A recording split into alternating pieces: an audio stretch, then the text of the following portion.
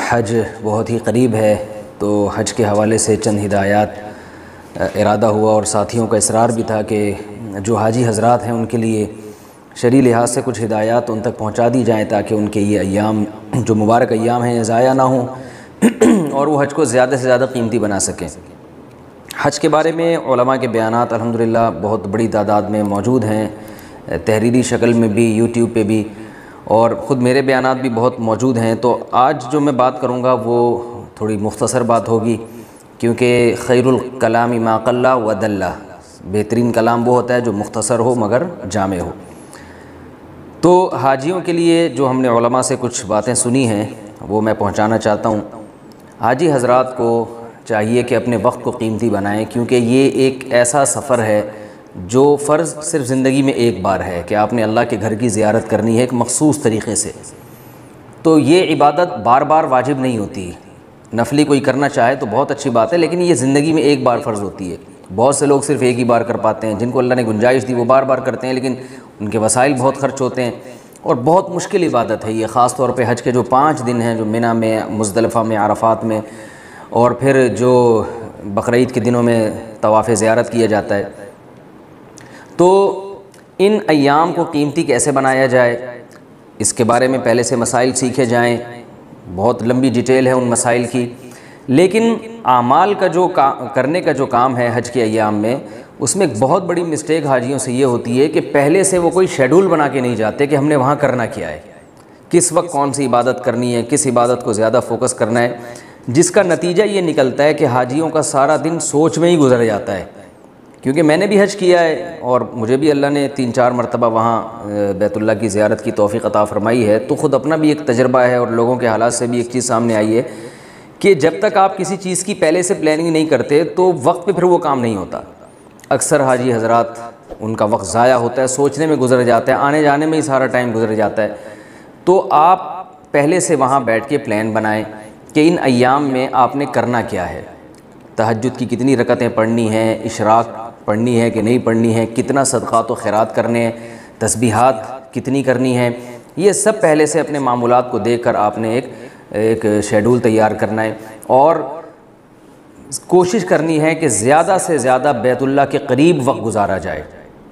لوگ ہوٹلوں میں زیادہ ٹائم گزارتے ہیں، شاپنگ میں زیادہ ٹائم گزارتے ہیں، خریداری بھی ٹھیک ہے، جائز ہے، کوئی حرج نہیں ہے اس میں، لیکن اس کے لیے بھی کچھ دن متعین کر لیں کہ بھئی جانے سے 3 دن پہلے یا 4 دن پہلے ہم خریداری میں گزار لیں گے۔ اب ظاہر ہے اگر آپ پہلے سے یہ پلان نہیں کرتے تو ہم نے دیکھا ہے کہ وہ سارا دن خریداری میں گزر جاتا ہے، کیونکہ مارکیٹیں تو بھری ہوئی ہیں، آپ جب جائیں گے تو ہر چیز آپ کو اپنی طرف کھینچے گی۔ جس بیت اللہ کی زیارت کے لیے آئے ہیں لاکھوں روپے خرچ کر کے، وہ اس سے غافل ہو جاتا ہے انسان اور بازاروں میں ٹائم ضائع کرنا شروع کر دیتا ہے۔ تو آپ شاپنگ کے لیے بھی ٹائم رکھیں، لیکن اس میں پہلے سے متعین کر لیں بھئی یہ 2-3 دن ہمارے صرف شاپنگ میں ہی ہوں گے، اس کے علاوہ ہم نے عبادت میں زیادہ سے زیادہ ٹائم گزارنا ہے۔ اور ہر عبادت دوسرے مقام پہ ہو سکتی ہے، ایک عبادت ایسی ہے جو وہیں ہو سکتی ہے، اس کے علاوہ کہیں نہیں ہو سکتی۔ وہ عبادت ہے بیت اللہ کا قرب، بیت اللہ کی زیارت اور بیت اللہ کا طواف۔ یہ تینوں مستقل عبادتیں ہیں۔ لوگ سمجھتے ہیں کہ صرف بیت اللہ کا طواف کرنا ہی عبادت ہے، ایسا نہیں ہے۔ بیت اللہ کے قریب بیٹھنا، بیت اللہ سے اپنے رخسار لگانا اور بیت اللہ کی زیارت کرنا، یہ سب چیزیں عبادت میں داخل ہیں۔ ہم نے اپنے بڑوں کو، بزرگوں کو دیکھا ہے کہ وہ کوشش کرتے تھے قریب سے قریب بیت اللہ کی کوئی جگہ مل جائے، چاہے رش میں ہی ہو، وہاں جا کے اپنا ٹھیا لگا کے بیٹھ جائیں، وہیں تسبیحات کرتے رہتے تھے، وہیں اپنے ساتھ وہ تھرموس لے جایا کرتے ہیں جو چائے وغیرہ جس میں ہو، تاکہ وقت ضرورت ہمیں اٹھ کے جانا نہ پڑے۔ تو اس طرح آپ اپنے وقت کو قیمتی بنا سکتے ہیں۔ تو وہاں آپ اپنا کوئی معمول متعین کر لیں کہ اتنی تلاوت آپ نے روز کرنی ہے، اتنی صبح و شام کی تسبیحات کرنی ہے۔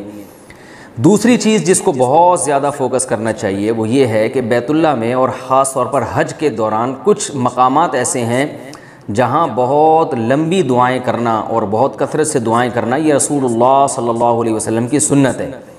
یعنی ان عبادات کی تکمیل ہوتی نہیں جب تک اس میں لمبی دعائیں نہ مانگی جائیں، یعنی اس میں کرنے کے کام ہی دعائیں۔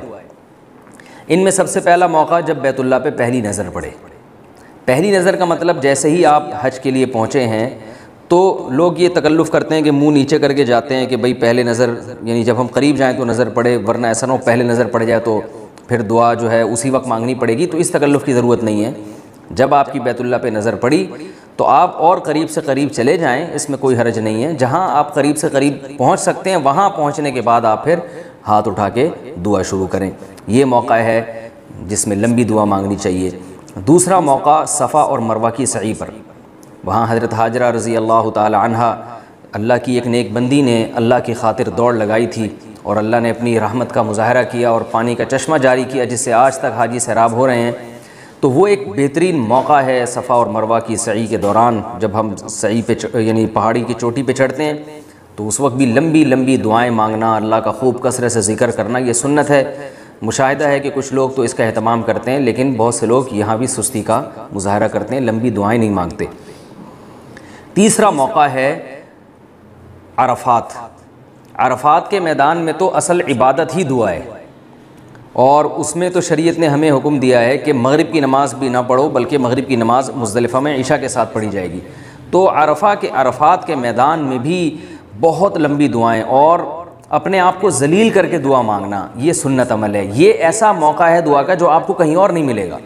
ہم نے وہاں علماء کو، بزرگان دین کو دیکھا ہے کہ زوال کا وقت شروع ہوا، انہوں نے ظہر کی نماز پڑھی اور ظہر سے عصر تک اور پھر عصر سے مغرب تک بہت لمبی دعائیں مانگتے ہیں، یعنی کئی گھنٹوں کا ٹائم ہے یہ، اور وہ مسلسل مانگتے ہی رہتے ہیں۔ اور ہم نے یہ بھی علماء کو وہاں دیکھا کہ وہ اپنے پگڑی اور ٹوپی اتار کے مٹی میں ناک رگڑتے ہیں، اور یہ سنت عمل ہے کہ دھوپ میں مٹی میں ناک رگڑ کے وہاں اللہ سے خوب خوب دعائیں مانگی جائیں۔ لیکن وہاں بھی بعض لوگوں کو ہم نے دیکھا کہ وہ میلے ٹھیلوں میں لگ جاتے ہیں، کہ اجتماعی طور پر ایک ذکر کے حلقے لگ جاتے ہیں اور اجتماعی طور پر وہ ایک واعظ و نصیحت کی مجلس لگ جاتی ہے۔ تو یہ موقع ہے دعائیں مانگنے کا، یعنی لوگ پھر دعا سے غافل ہو جاتے ہیں۔ تو عرفات کے میدان میں بھی آپ کو چاہیے کہ آپ خوب لمبی دعا مانگیں، جب تک آپ یعنی عرفہ کا وقوف ہے تو اس میں خوب اللہ تعالیٰ سے گڑ گڑا کے دعا مانگنی چاہیے۔ یہ رسول اللہ صلی اللہ علیہ وسلم کی سنت ہے۔ اور چوتھا موقع دعا کا وہ ہے رمی۔ جب ابراہیم علیہ السلام نے شیطان کو کنکریاں ماریں تو شیطان بہکانے کے لیے آیا، تو ہمیں وہاں پر ایک نشانی قائم کر دی گئی ہے، ہمارے لیے ایک پتھر بنا دیا گیا ہے تاکہ ہمیں پتہ چلے کہ یہاں ابراہیم علیہ السلام نے شیطان کو کنکری ماری تھی۔ تو وہاں شیطان کو کنکری مارنے کے بعد، وہ عبادت کرنے کے بعد وہاں بھی لمبی دعائیں مانگنا، یہ بھی سنت عمل ہے اور دعا کی قبولیت کا وقت ہے، تو اس وقت بھی لمبی دعا مانگنی چاہیے۔ تو یہ چار مواقع پر خاص طور پر دعا کا اہتمام کرنا چاہیے۔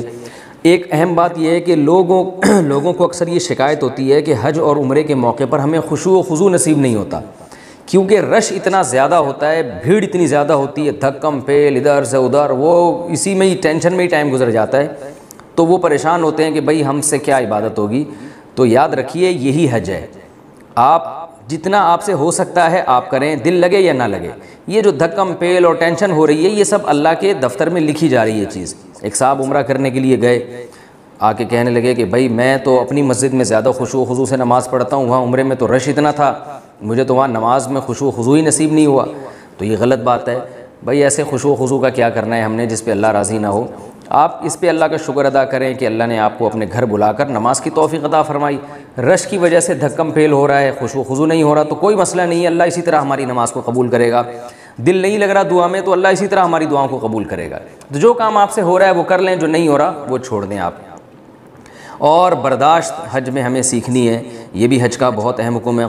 قرآن مجید میں اللہ تعالیٰ کا ارشاد ہے فَلَا رَفَثَ وَلَا فُسُوقَ وَلَا جِدَالَ فِي الْحَجِّ، کہ حج میں بے حیائی کی بات نہیں کرنی ہے، اور فسق و فجور کی بات نہیں، اور جدال کی بات نہیں کرنی، گالی گلوچ اور یہ سب چیزیں حج میں نہیں ہیں۔ تو اس میں جھگڑا نہیں ہونا چاہیے، برداشت کرنا ہے۔ برداشت ہم نے دیکھا ہے کہ عرفات کے میدان میں اور مزدلفہ میں جب لوگ آ رہے ہوتے ہیں تو بہت ٹینشن ہوتی ہے، بہت تھکاوٹ ہوتی ہے، تو چڑچڑاپن آ جاتا ہے طبیعت میں، انسان کا دل چاہتا ہے بات بات پہ لڑنے کا۔ تو ایسے موقع پہ صبر سے کام لینا ہے تاکہ حج ضائع نہ ہو۔ اور حج مبرور کی علامت کیا ہے کہ انسان سے گناہ چھوٹ جائیں۔ جانے سے پہلے آپ کی جو کنڈیشن تھی، گھر آنے سے پہلے آپ مکمل چینج ہو چکے ہوں۔ اگر مکمل چینج ہو چکے ہوں گے تو یہ اس کی علامت ہوگی کہ اللہ تعالیٰ نے آپ کا حج مکمل قبول کر لیا ہے، ورنہ جتنی چینجنگ ہوئی ہے اتنا قبول کیا اللہ تعالیٰ نے۔ تو اللہ تعالیٰ سے دعا ہے کہ اللہ تعالیٰ جتنے حاجی حضرات حج کے لیے گئے ہوئے ہیں، اللہ تعالیٰ ان سب کی حاجات کو پورا کرے اور ان کے حج کو اللہ تعالیٰ مقبول فرمائے، اور ان کی دعاؤں میں اللہ تعالیٰ اپنی دعاؤں میں اللہ تعالیٰ انہیں ہمیں بھی یاد رکھنے کی توفیق عطا فرمائے۔ وما علینا الا البلاغ۔